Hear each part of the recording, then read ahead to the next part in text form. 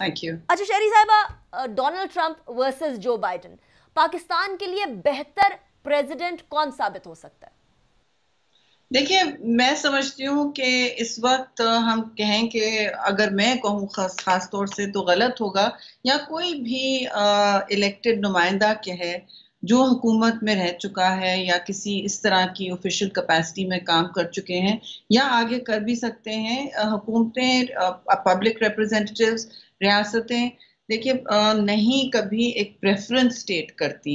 हमारी एक तवक्को होती है कि हमारा मुल्क का और मुल्क के मफादात जो हैं वो बेहतर जो भी आए करेगा, लेकिन हम जरूर कह सकते हैं कि फर्क क्या होगा किसी में। ठीक है, मैं तज्जिया नहीं कर सकती, आप जरूर कर सकती हैं। मैं कह दूं कि मुझे डोनाल्ड ट्रंप पसंद है या मुझे बाइडेन से बेहतर तवक्को है, तो जरा सा मैं समझती हूँ गैर डिप्लोमेटिकली जिम्मेदाराना इनकरेक्ट हो होगा। जाएगा।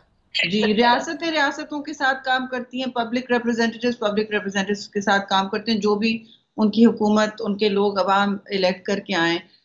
ठीक है, प्राइम मिनिस्टर ने कुछ जिस तरह मोदी के लिए प्रेफरेंस स्टेट की थी, उन्होंने इधर भी ट्रंप के साथ कोई हम आहंगी या कुछ कहा है, कोई कहा है कि मेरी उनसे मिलती जुलती है, या वो आई डोंट नो, उनकी शायद पर्सनल केमिस्ट्री है। जो भी बात यह है कि रियासतें बिल्कुल वी डू बिजनेस, हमें जो भी इलेक्ट होगा हम उनके साथ काम करेंगे और कोशिश करेंगे पाकिस्तान का मौक़िफ़ बेहतर उनको समझ आए और हम एक दूसरे के साथ बेहतर एक strategic outcomes, trade outcomes, economic, क्योंकि इस वक्त भी अमेरिका पाकिस्तान का सबसे बड़ा ट्रेडिंग पार्टनर है।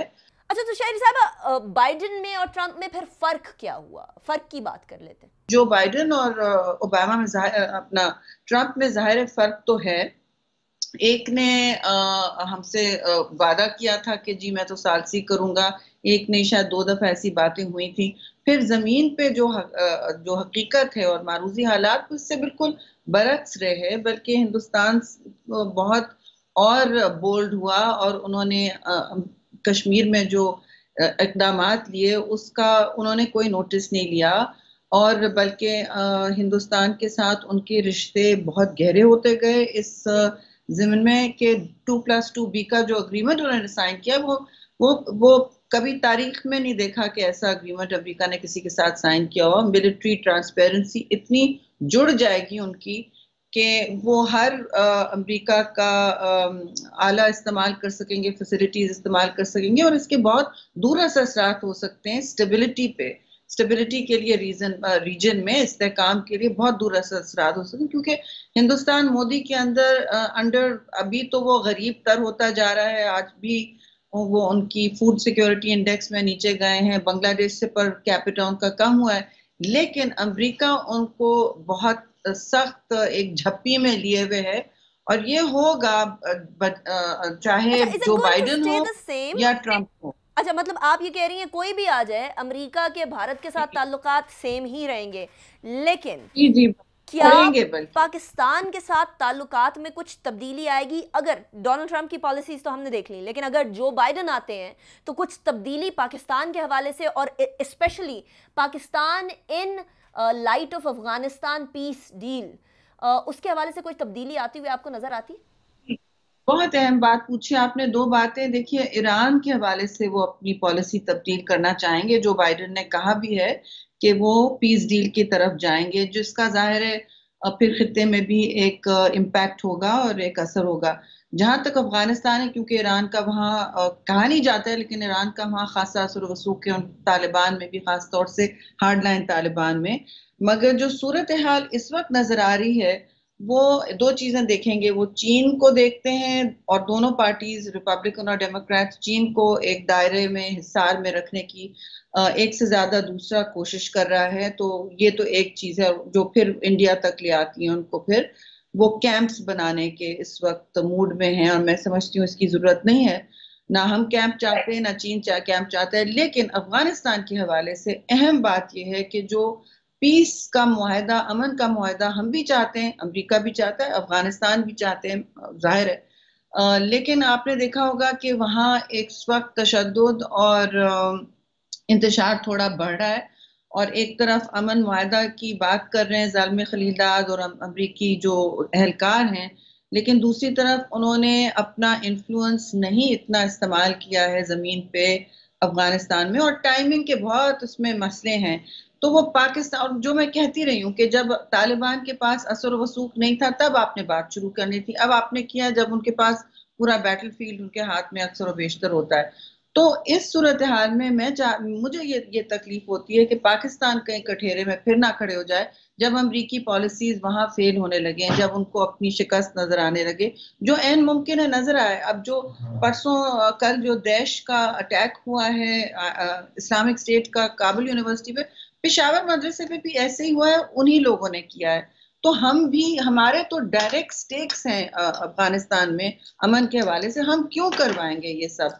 तो फिर ये आके यहाँ कहना उनका कि जी पाकिस्तान से कहें कि वो तालिबान पर और हावी हुआ, हम कहाँ और हावी हो सकते हैं। तालिबान तालिबान है, उनको अमेरिका बहादुर 20 साल में नहीं डिफीट कर सकता, तो हम क्या करेंगे। हम तो बीच में बाढ़ भी लगा रहे हैं जो अनपॉपुलर लेकिन जरूरी है। तो देखिए, हम अपना मुकदमा ठीक से पेश करें, नहीं तो अमेरिका आपको एक दो साल में, उससे पहले भी आपको उस कठेरे में खड़े कर जाएगा जो उनकी नाकामियों की वजूहात होंगी। इंटरेस्टिंग, उसकी वजह से। अच्छा शहरी साहिबा, अब अमरीकी इंतखाबात के बाद एक्सपेक्ट ये भी किया जा रहा है कि जो पीस ट्रीटी अमरीकी सदर डोनाल्ड ट्रंप के प्रेसिडेंट होते हुए रखी गई है या जिसके ऊपर सिग्नेचर्स हुए हैं, जो बाइडन अगर आ गए तो वो उसको तब्दील करने की कोशिश भी करेंगे। क्या ये तब्दीली पाकिस्तान के लिए अच्छी होगी या हमें फर्क नहीं पड़ता?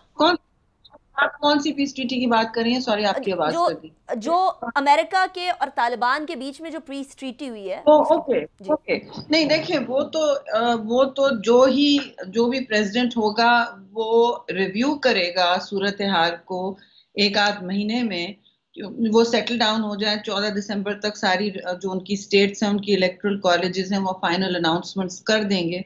उसके बाद पहले तो उन्होंने कोविड के साथ डील करना है, अपने मुल्क में उन्होंने सूरत हाल को काबू करना है और इकोनॉमी को काबू करना है और बेरोजगारी को। उसके बाद खारजा पॉलिसी पर ये इलेक्शन नहीं लड़ा गया, ये इकोनॉमी और कोविड पे लड़ा गया है। माजी में ऐसा हुआ है कि वियतनाम के टाइम पे आपने देखा है जंगों पर इलेक्शन हारे हैं, जीते हैं लोग। इस वक्त अमेरिका इंटरेस्टेड नहीं है, वो जो चाहें करेंगे, जो भी प्रेसिडेंट आएंगे वो रिव्यू करेंगे।